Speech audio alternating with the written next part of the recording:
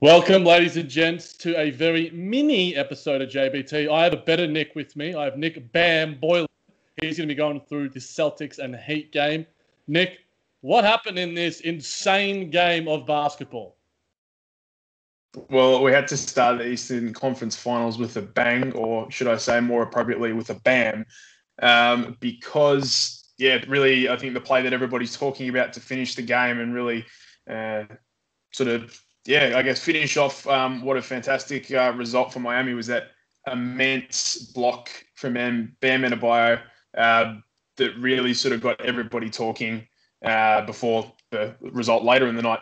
That block was really the story of the action. A superb block on what looked like it was going to be a memorable moment for a different reason, with Tatum looking to completely end things right there with a massive poster. But Bam just said, no, not today, Jason, not today. Before you get to the next points, Nick, I wanted to quickly ask you, best block in the history of the NBA, or we got LeBron? Well, being a Golden State fan, I like this one a lot more. I thought this one was much better. But yeah, I think in recent memory, they're two really sort of unique blocks as well. Obviously, LeBron's being the chase down block is something that he is such like a signature thing for him to do, and particularly now a moment for him and his career. But Bam really just sort of meeting Tatum at the mountain was just really like LeBron's was like an immense athletic feat and perfect timing on that block. Can't take that away from King James there. But Bam just basically stopping Tatum in his tracks was just like insane. I don't think a lot of people saw it coming as well. And the guys talked about it on the outlet as well, is that Bam wasn't really just sort of waiting there and saying, all right, come at me. He rotated across to get to Tatum's dunk attempt there. And it was just, it's nuts. It's hard to talk about anything else that happened in the game, but I've got it. So a couple of the other points I got to take away from the game, I think we've seen a couple of players from Miami really sort of put their name up in lights in the bubble, and particularly in the playoffs. And I think one of those has been Jay Crowder. His play for Miami has been immense. I think we've always seen, the grittiness and toughness that he's provided across, 10 years in Boston, Memphis, and Utah. But his shooting, particularly in the bubble, has been absolutely elite. Another 22 points today on 7-11 shooting, 5 of 9 from downtown. Then he added in 5 boards, a couple of blocks and a steal, plus a really big assist for another Miami 3. I think his play has been absolutely phenomenal and earning that name of boss man. And another player again for Miami who's stepped up when he's needed to. I think probably a player that a lot of people thought was starting to get towards the back end of his career has been Goran Dragic. I think he's been also phenomenal in the backcourt for Miami. He had another 29 points today, 7 boards and 4 assists as well. Shot over 50% from the field and from deep as well. And he's just been absolutely phenomenal whenever he's needed to be. And then we can't talk about that game without Butler's performances there. Jimmy was fantastic, although he probably didn't have the greatest scoring output that he's had during the playoffs.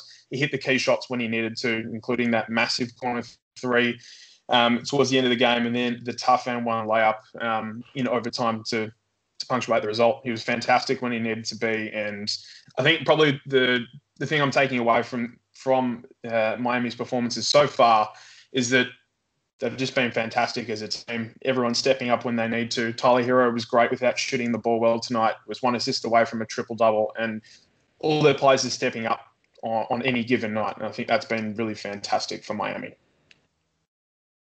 Awesome stuff.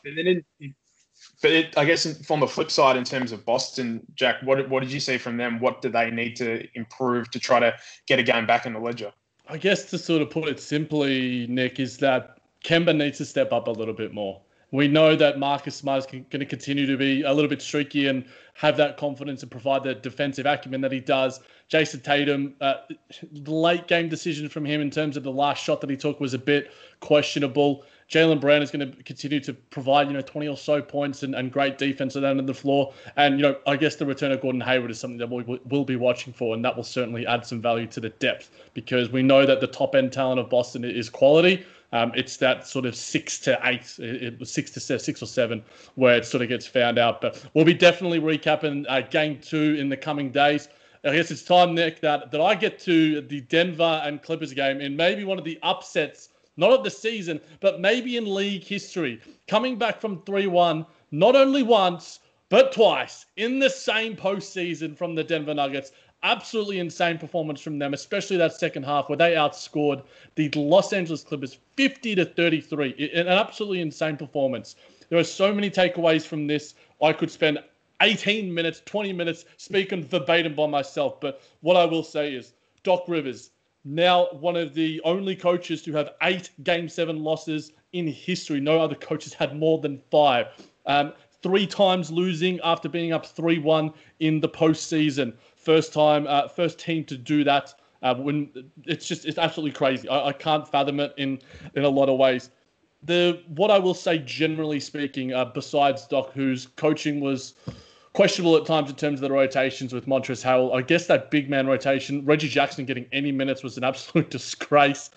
But what I will say is the team overall played like your Golden State Warriors, but they haven't done anything to earn it. They played privileged basketball for this 2019-20 season, and they haven't earned it in any respect of the imagination. No leadership, and that goes to Kawhi, that goes to Paul George. I'm going to call them out. To be honest, this entire postseason and a lot of this real season, Nick, they disrespected the game of basketball in a lot of ways. We've seen the GIFs, we've seen the videos. We don't need to recap any of it, but they didn't show the respect to Denver, and they got found out. Denver, all kudos to them. On that, you may look at the box score and you look at Nikola Jokic, and he doesn't necessarily the scoring output isn't necessarily sensational. 40 minutes, 16 points, 13 assists, and 22 rebounds. He was the best player on the court, the best player this series. He just made play after play after play. He tore apart the Clippers. Jamal Murray continued 45 minutes for him, another 40 piece for him. He's continuing to. He's going to cause the Lakers fits going forward. Let's put it that way. Mark Spears saying that the Clippers players were so fatigued that they struggled to play longer than 3 minutes. Nick and I definitely know how to last longer than 3 minutes in a lot of areas. Let's put it that way. In saying that the depth of the Los Angeles Clippers is something that got found out, was a strength of theirs in the regular season, got found out with Montrezl Harrell, Lou Williams, and the rest of those sort of guys. The second half collapse, it was story repeating itself in a lot of ways. But Nick, anything you wanted to add the cherry on top to that game for me? I think in terms of the Nuggets, Jack, we can talk about Murray and Jokic's performances this postseason at length, but I think it's been their other guys who have really stepped up when they needed to.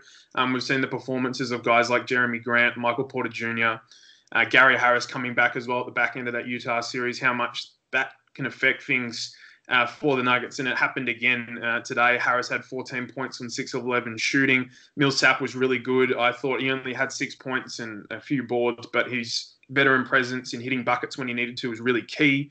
And Grant, again, was fantastic on both ends of the floor and really challenging the Clippers with his verticality and also shooting when he can hit that 3 ball. And it makes that high pick and roll between Jokic and Murray such an absolute weapon because you have to pick basically where you want to lose. Is that you're either going to give up a 3 for Murray, a lane for him to drive into, you're going to give Jokic a good chance to get the ball inside, but then also to use his most advantageous skill is to feed the ball out with his supreme passing ability to any of those shooters. Exactly. If you guys are out there, if the Nuggets are out there, the Joker will find you. That's what happens. And absolutely. Probably the other point I was jumping off actually their supplementary players. Michael Porter Jr. has had a good time in the bubble up until the postseason. Has struggled in bits and pieces in the different series, but seven rebounds off the bench in 14 minutes, massive for him. And also just going back to what you said, Jack, about the Clippers' mentality and sort of what they've been doing through the season, a quote from Paul George really stuck out to me post-game today when he said, internally, we've always felt that this is not a championship or bust year for us. What is that saying to your fans? I found that, is he serious saying this? I couldn't believe it. I couldn't believe it either, Nick. I think we've got to end it or else we're going to get on many, many rounds and this podcast will go for 50 minutes rather than 10 minutes. Thank you, Nick Bam Boylan, for joining me on this bite-sized edition of JBT. We'll be back with all the other conference finals games, guys. Make sure you subscribe on all streaming platforms and following otgbasketball.com.